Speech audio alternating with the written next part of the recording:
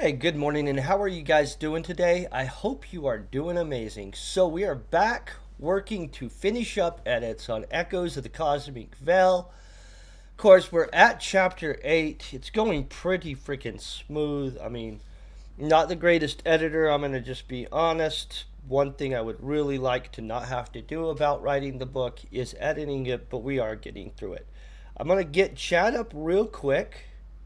Does look like we have an actual chat up. Okay, and I will try to watch it as well as possible.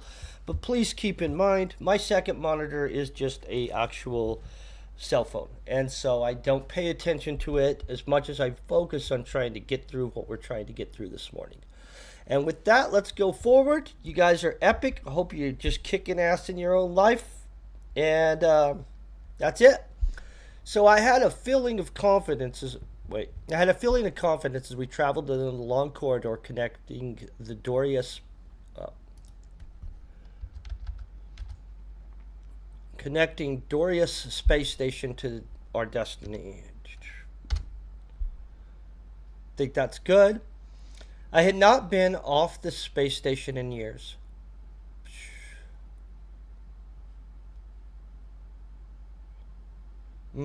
Let Do we want to leave it as off the space station in years?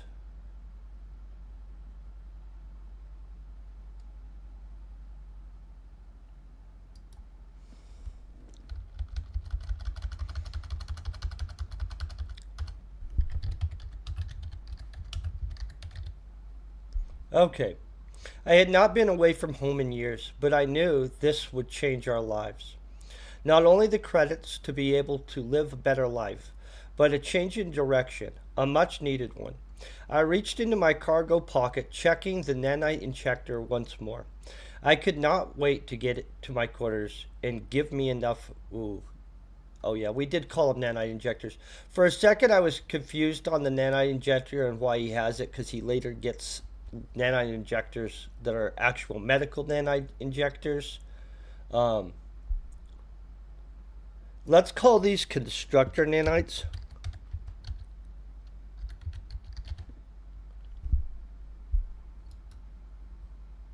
Okay, boom.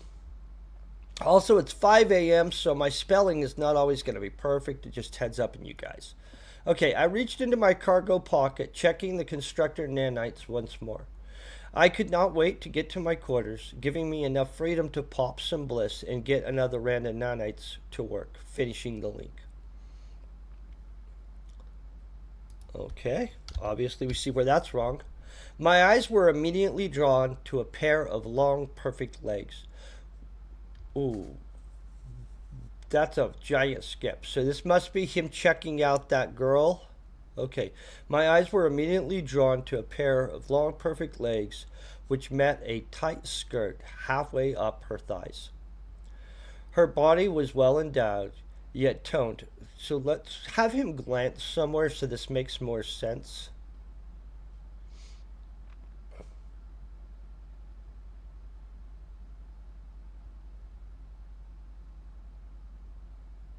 I'm just trying to figure out something we can put before it that would have him like let's have him glance.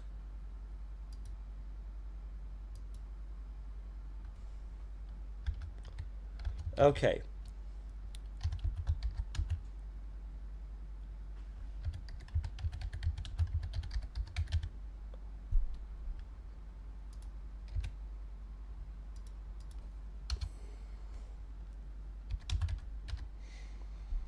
Okay, I think we got it better.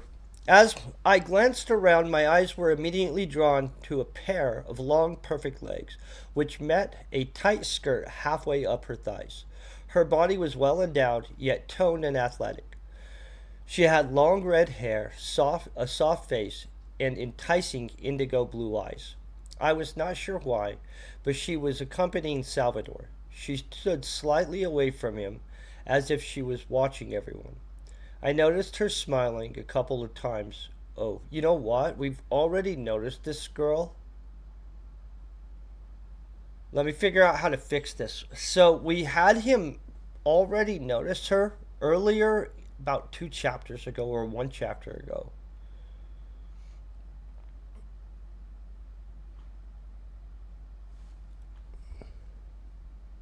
Let me look up and find out where we have her.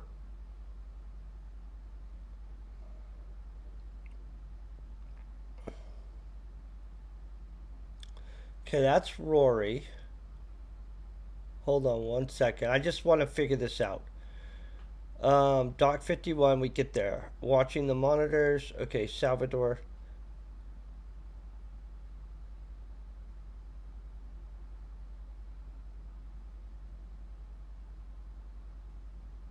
We'll call her the girl with the braided red hair.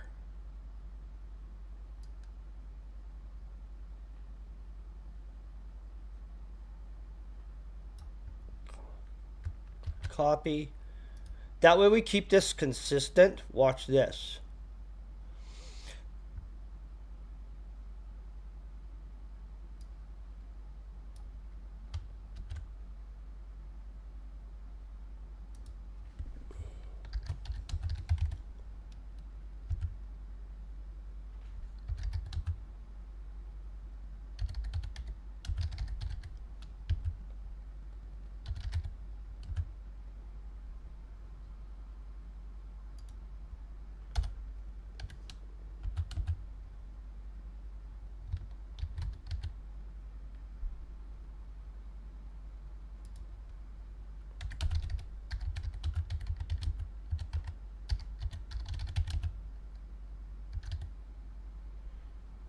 Okay, boom. I think I've got this fixed. Maybe. Let's hope, because, we like it when we fix stuff more than when we mess it up.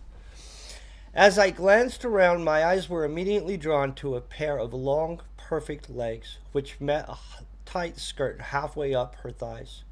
Her body was well endowed, yet toned and athletic. It was the girl with the long braided hair. Let's call her woman, just to drive that home. It was the woman with the long braided red hair. She was soft faced,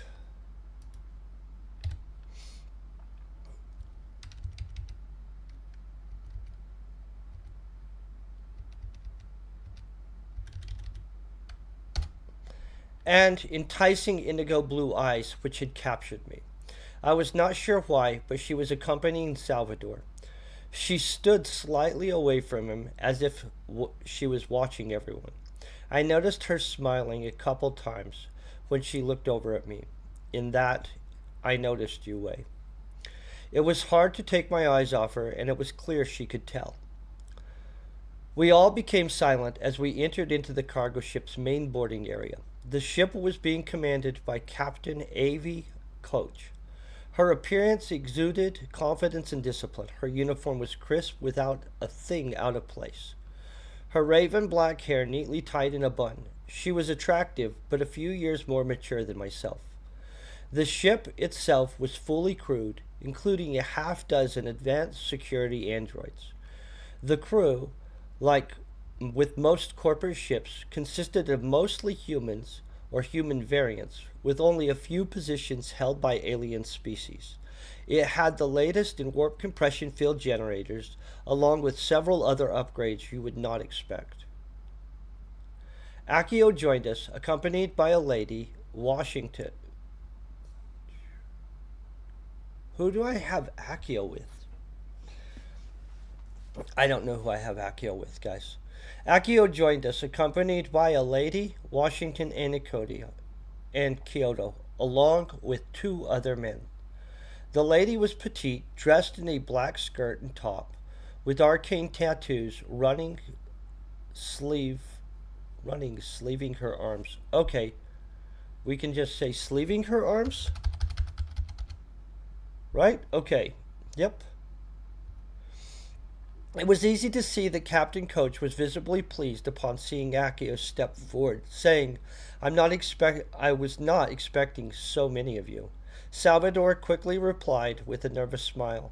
I was not sure what we were getting ourselves into, so I thought, better safe than sorry. It's okay, right? Akio calmly replied, It's fine. We have plenty of room. And who knows, we may end up needing all of you. Make sure to grab quarters, then meet up at the galley on the deck above. The quarters are on the level of the ship. The quarters are on this level of the ship. The above deck is the bridge, escape pods, medical bay, and galley. Everything else is cargo. We all settled into our new quarters, which were nicer than the ones I had had on Dioris. I had just enough time to drop off my stuff and use the restroom, pop some bliss, and stash my injectors for later. Then I joined up with Brandon and Rory in the corridor before heading up to the galley to meet everyone.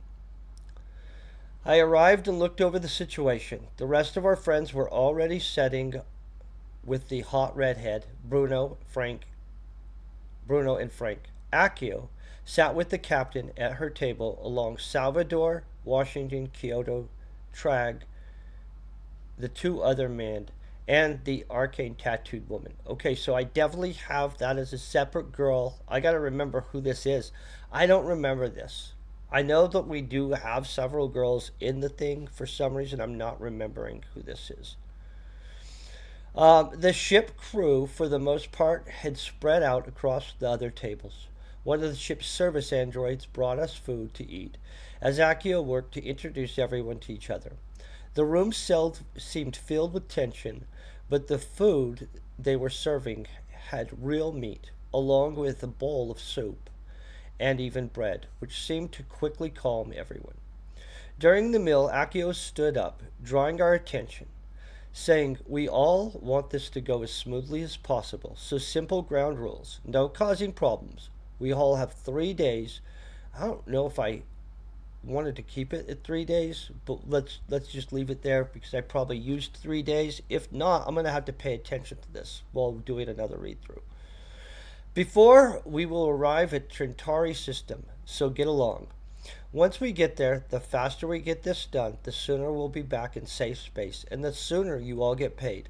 Akio then sat, continuing to eat and visiting amongst his table. Frank and Bruno kept a close eye on the table, making it apparent they were serious about watching over Salvador.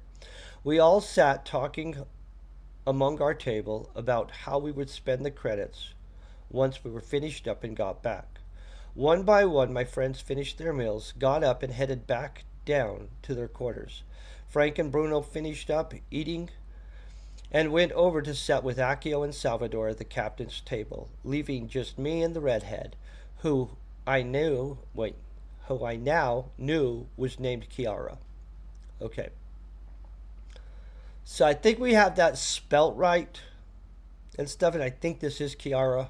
So I hope I'm saying that right. By the way, good morning. You guys are awesome. Still semi-awake. The lack of talking was making me nervous, so I tried to break the tension. I asked, "So how are you feeling about this endeavor?" Kiara smiled in a devilish manner, saying, "Just a little nervous right now, but things will calm down. In case you missed it, my name's Kiara. By the way,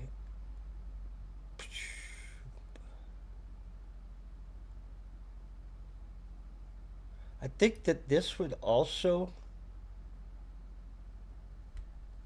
Let's do this. Let's simplify this out.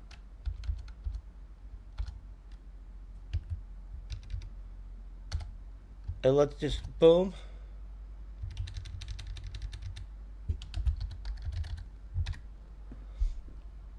See, watch this. In case you missed it, my name's Kara, by the way. I don't think we need the by the way. Don't think it actually adds anything. You're Samurai, the technopath.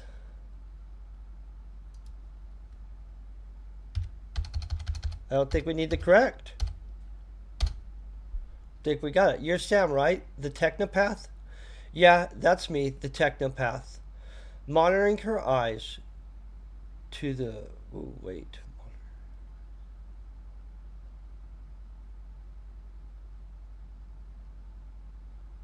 I don't know what I'm saying here. Monitoring her eyes to the two men I did not know. Oh.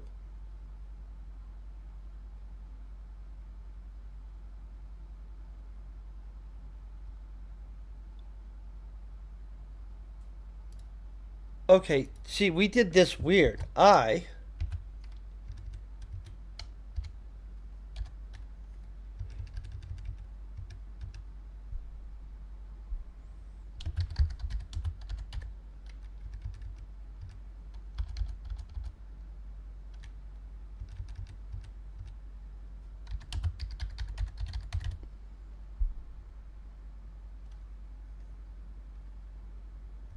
Okay, I think I have this. I motioned with my eyes, pointing to the two men I did not know sitting at the other table with Akio and Salvador.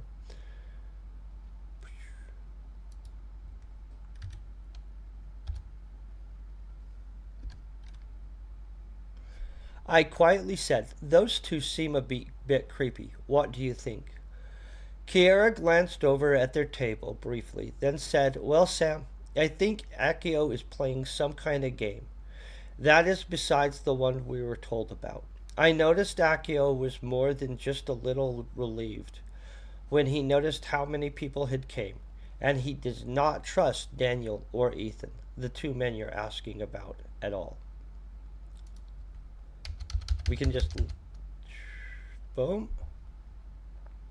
My understanding is that they were sent by someone within Vremertech Corporation against Akio's wishes. I was shocked by the level of confidence in her answer. "You say that like you know. Are you some kind of telepath?" I asked. Suddenly, I could hear her thoughts in my mind, providing the answers to my questions. "Yes, Sam. That's why Salvador brought me," as she smiled. I asked, "So what can you tell me about what's going on at their table? Can we trust Akio?" "Well, Sam, I can tell you Akio does not seem to be plotting against us. He also, for sure, does not trust the situation to be a simple one. He is definitely keeping something secret and does not like Daniel or Ethan. Akio is feeding them information, but with contempt. Washington and Kyoto are keeping a very close eye on them, along with all of us, but especially those two. The woman with him, Mia, is some kind of mage, but she has a barrier up, so it's hard to read her." I thought to myself, this girl is amazing. As I looked up to see her smile, I realized she was still in my head. I excused myself, saying, "Well, I'm going to go head down and get some sleep. I hope you have a great rest of your day. See you around." Kiara brushed her red hair away from her face. I think we have it braided, but let's leave that because I don't think that matters. Kiara brushed her hair away from her face, smiling, as she said, "Have a good night, Sam." I quickly gathered my dishes for the service robot to collect, then headed down to my quarters, wondering if another nanite injection would be enough to establish the connections within the AI. Okay, so that's chapter 8. I think that actually didn't bug me. That actually went well enough that I'm okay with it. Of course, we all are still doing extra touch ups on the weekend, so all the stuff we go over on the week, I'm going to touch back up this weekend a little bit. And so it'll be actually a slightly better. Plus, other people are looking over this. I want to thank you guys for hanging out this morning, just for being amazing, and for all your support. I really do appreciate it. Honestly, without having the ability to stream, visit with you guys, and make sure we get this done, I'm not 1,000,000% sure it ever would. I wish I could say I'm better about things than that, but, you know. You guys have a great day. Peace, very best wishes, and stay epic.